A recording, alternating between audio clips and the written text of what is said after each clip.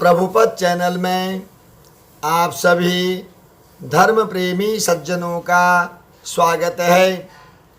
आइए जानते हैं आज की वीडियो में शिखा का महत्व क्यों। सनातन धर्म के साथ शिखा का अटूट संबंध होने के कारण चोटी रखने की परंपरा, शिखा रखने की परंपरा प्राचीन काल से ही चली आ रही है। शिखा का महत्व भारतीय संस्कृति में अंकुश के समान है। यह हमारे ऊपर आदर्श और सिद्धांतों का अंकुश है। इससे मस्तिष्क के पवित्र भाव उत्पन्न होते हैं। शिखा का परिमाप धर्म ग्रंथों में गोखुर अर्थात गाय के खुर जितना बताया गया है। यत्र बाणः संपतन्ति कुमारा विशिखा इव। विशिखा का अर्थ है गोखुर के परिमाण की शिखा वाले। और कात्यायनी स्मृति में लिखा है कि सदोपवीतिना भाव्यम सदा बद्ध शिखेन च विशिखो व्य उपवीतश्च यद करोति न तत्कृतम। अर्थात बिना शिखा के जो भी यज्ञ, दान, तप, व्रत आदि शुभ कर्म किए जाते हैं वे सब निष्फल हो जाते हैं। यहाँ तक कि बिना शिखा के किए गए पुण्य कर्म भी राक्षस कर्म हो जाते हैं। इस मनुस्मृति में आज्ञा दी गई है कि स्नाने दाने जपे होमे संध्यायाम देवतार्चने शिखा ग्रंथम सदा कुर्यादित्येतत् मनुर्ब्रवीत। अर्थात स्नान, दान, जप, होम, संध्या और देव पूजन के समय शिखा में ग्रंथ अवश्य लगानी चाहिए। पूजा पाठ के समय शिखा में गांठ लगाकर रखने से मस्तिष्क में संकलित ऊर्जा तरंगें बाहर नहीं निकल पाती हैं। इस इनके अंतर्मुखी हो जाने से मानसिक शक्तियों का पोषण, सद्बुद्धि, सद्विचार आदि की प्रातृप्त वासना की कमी, आत्मा शक्ति में बढ़ोतरी, शारीरिक शक्ति का संचार, अवसाद से बचाव, अनिष्टकर प्रभावों से रक्षा, सुरक्षित नेत्र ज्योति, कार्यों में सफलता तथा सद्गति जैसे लाभ भी मिलते हैं।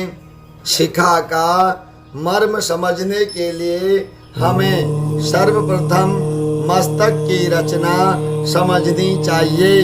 मस्तक के दो भाग होते हैं जो आपस में जुड़े रहते हैं। शरीरांतर्गत ईड़ा, पिंगला और सुषुम्ना तीन नाड़ियों में से सुषुम्ना नाड़ी मस्तक के दोनों कपालों के मध्य से ऊर्ध्व दिशा की ओर जाती है। मानव उत्क्रांति का सर्वोच्च पड़ाव आत्म साक्षात्कार है। यह साक्षात्कार सुषुम्ना के माध्यम से होता है। सुषुम्ना नाड़ी अपान मार्ग से होती हुई मस्तक द्वारा ब्रह्मरंध्र में विलीन हो जाती है। ब्रह्मरंध्र ज्ञान, क्रिया और इच्छा इन तीनों शक्तियों का संगम है। इसी कारण मस्तक के अन्य भागों की अपेक्षा ब्रह्मरंध्र को अधिक ठंडापन स्पर्श करता है। इसलिए उतने भाग पर केश यानी बाल होना बहुत ही आवश्यक है। बाहर ठंडी हवा होने पर भी यही केशराशि यानी बाल ब्रह्मरंध्र में पर्याप्त रूप से उष्णता बनाए रखती हैं।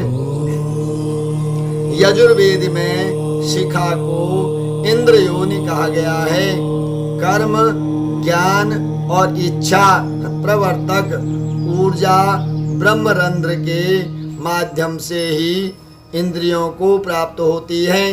दूसरे शब्दों में शिखा मनुष्य का एंटीना है। जिस प्रकार दूरदर्शन या आकाशवाणी की प्रक्षेपित तरंगों को पकड़ने के लिए एंटीना का उपयोग किया जाता है, उसी प्रकार ब्रह्मांडीय ऊर्जा प्राप्त करने के लिए शिखा का प्रयोग होता है। अन्य मर्म स्थानों की अपेक्षा ब्रह्मरंध्र अति महत्वपूर्ण एवं बहुत कोमल है।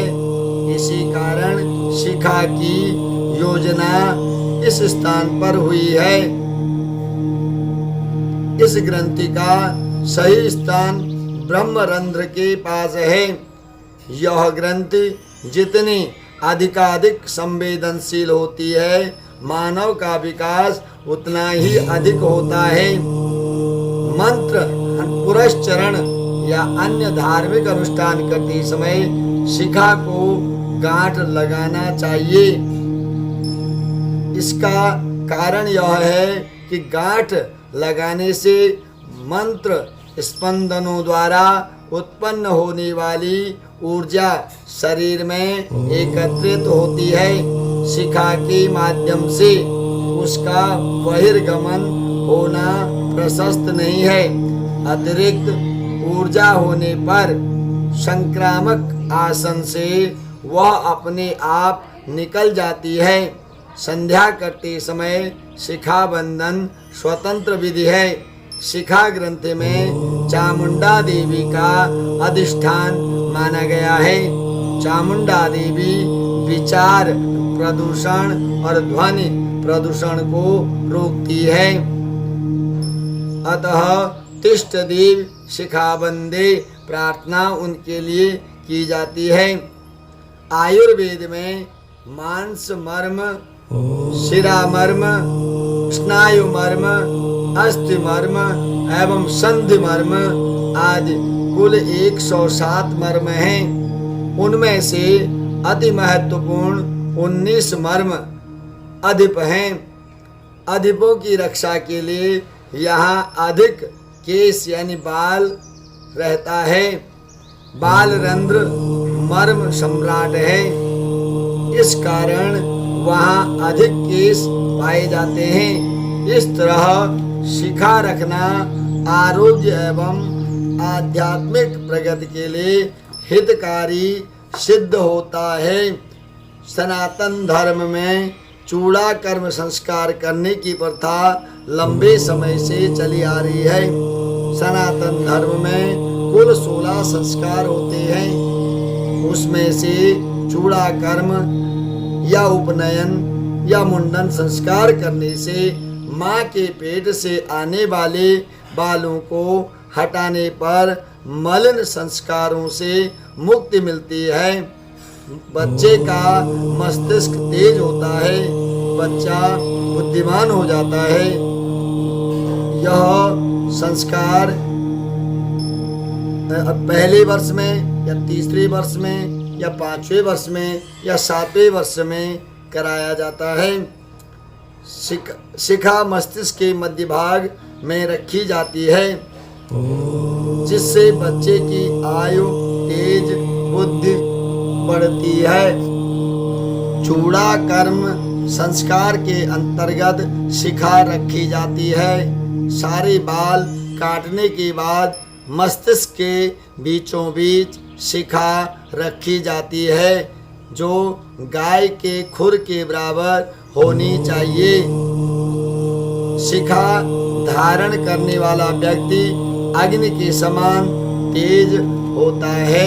पुराणों के अनुसार माना जाता है कि मृत्यु के बाद शरीर से हमारी आत्मा शरीर के द्वारों से होकर बाहर निकलती है। मानव शरीर में 9 द्वार बताए गए हैं।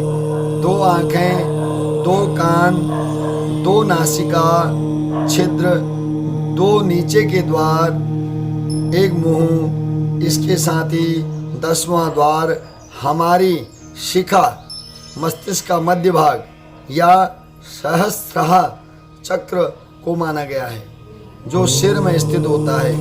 ऐसा माना जाता है कि यदि किसी व्यक्ति के प्राण इस चक्र से निकलते हैं तो उसकी मुक्ति निश्चित है, और सिर पर शिखा होने के कारण प्राण सरलता से निकल जाते हैं। हमारी मृत्यु होने के बाद भी शरीर में कुछ अवयव ऐसे होते हैं जो आसानी से बाहर नहीं निकलते, और जब व्यक्ति को जलाया जाता है तो सिर के फटने पर वह अवयव बाहर निकलता है।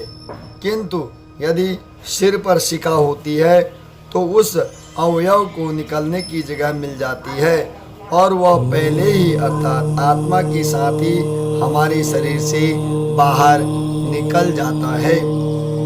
शिखा रखने से मनुष्य को लौकिक तथा पारलौकिक समस्त कार्यों में सफलता प्राप्त होती है।